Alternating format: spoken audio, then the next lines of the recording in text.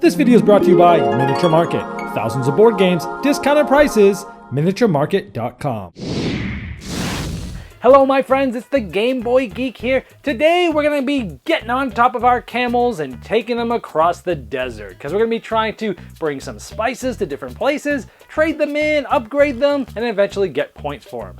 Today we're going to be talking about Century Spice Road. This is for 2 to 5 players. It's from Plan B Games. Now let me show you how it's played and then I'll see you on the other side.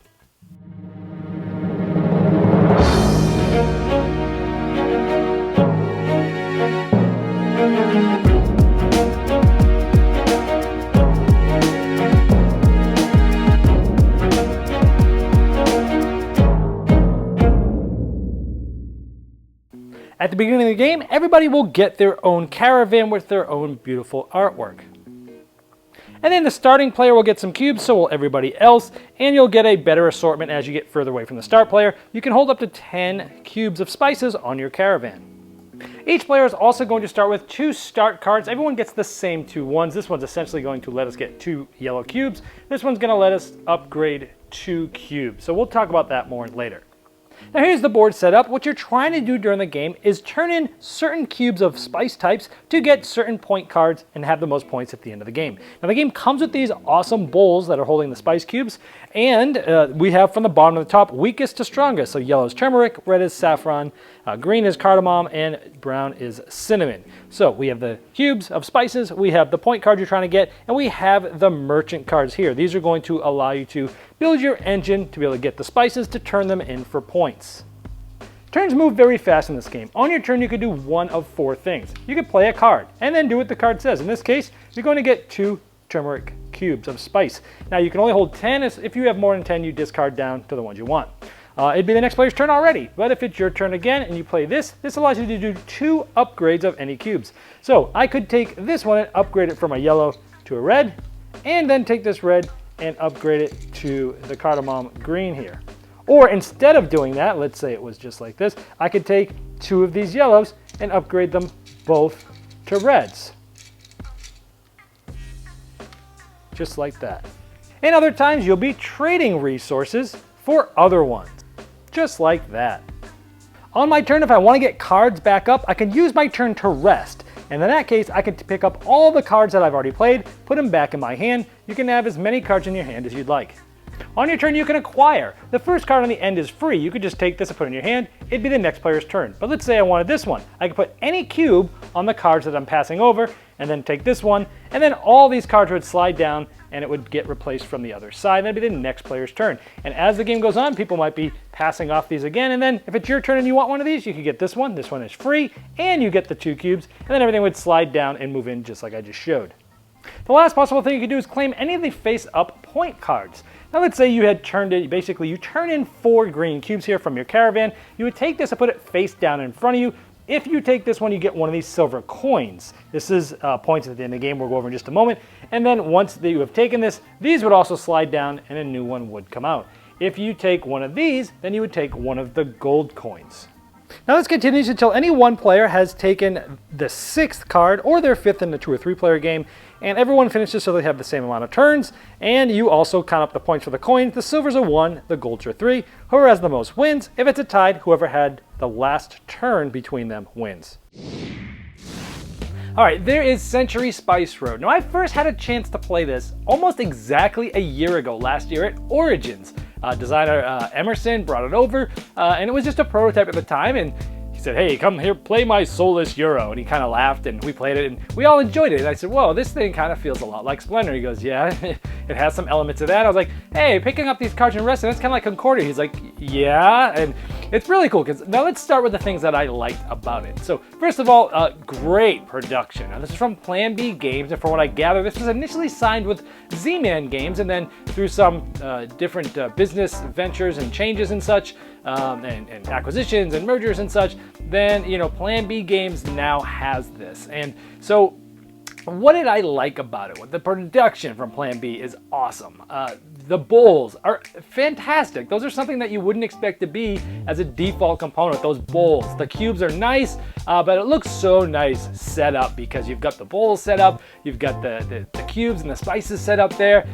And the artwork itself, the cards, they're bigger than the normal size cards. I'm not sure if they're quite tarot size cards, but they're big and long, and the artwork on them are awesome. So this game has an amazing table presence. It just looks gorgeous, and again, those bowls really, push it out of the park. In addition to that, you've got those metal coins? I mean, geez, usually you have to, buy those extra. Usually it's, the little cardboard tokens or coins, but no, they went beyond and had the little century, little C on there for the gold and silver coins. And granted, there's not like a huge amount of them. There's just the right amount to play the game, but man, it really does add to the wow factor of the table presence. And when components and artwork are better than average, like they are in this game, it makes you want to play the game more, so great production value.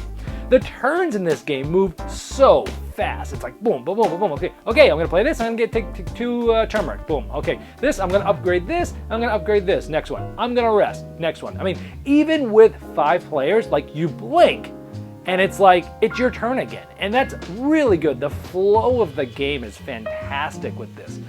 Also, because of every game is different, because you're going to have different cards that start up as the points, and the different point cards are going to come out as people get them. Same with the merchant cards. As you're gathering those, and you're getting those, and new ones are coming out, and it's always completely random with the shuffled deck, so there's always going to be a different game every time you play. So this game has a lot of high replayability value, because every time you play, you're going to have a different puzzle to solve. Sometimes you're going to want to go have something that goes great with those cinnamons. Maybe right now at the beginning of the game, and a few after, there's not a lot of point cards that have a whole lot of cinnamon on them, so maybe they're not as valuable right now. And so I like that. You have to try to figure out what's going on in each game. The game has a lot of tough decisions to make. You're trying to figure out which engine. Do I really want that card way down there and pay 4 spices for it?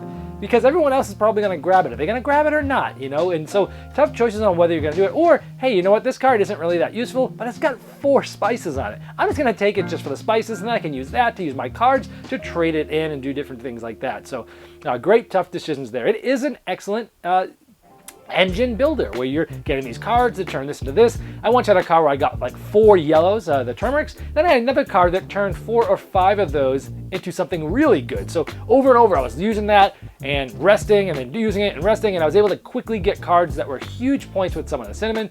So it's an excellent engine builder. Now, is there anything I don't like about the game? Well, here's a couple of negative things. Is this game has been really talked very highly of, almost to the point where I'd say I think it was overhyped. Now granted, I did play it once before in Origins last year, so I kind of knew what to expect, but I didn't know what had changed. And I gotta say, this is a good, solid game. Is it as good as everyone's going, oh my gosh, this game's amazing, this is the best game of the year, and so far, and oh, it's a Splendor killer? I don't think so. I think it's an excellent game. The production's great, but I don't think it's like the next best thing. That doesn't have anything really new in there to do that, and I don't even like this better than Splendor. And reasons why is I felt like Splendor, one of the biggest things it had is that tension, where you could reserve a card that someone else is going for, and man, before you know it, the rug's pulled underneath you, and the tension in that game is so high. With this one, you can see what spices people have. You can pretty much tell what you think they're going to be going for point cards, so people aren't going to steal that right under your nose for the point cards there. So I think it lacked a little bit of tension there that Splendor had. So I think it was a little overhyped, and I think it lacks a little bit of tension versus Splendor. But overall, it's a good, solid game. If you liked Splendor and you wanted something deeper, or if you didn't like Splendor because you wanted to be able to do more things and kind of snake your way through different things to get things traded in and turn this into that, into this into that to get this, then this is going to be one to check out. It's a solid effort here, Century Spice Road. This video was sponsored by Miniature Market's Review Corner. The Review Corner features podcasts, video, and written game reviews by gamers for gamers. Miniature Market, the online gaming superstore. Thousands of board games, discounted prices. Check them out at miniaturemarket.com.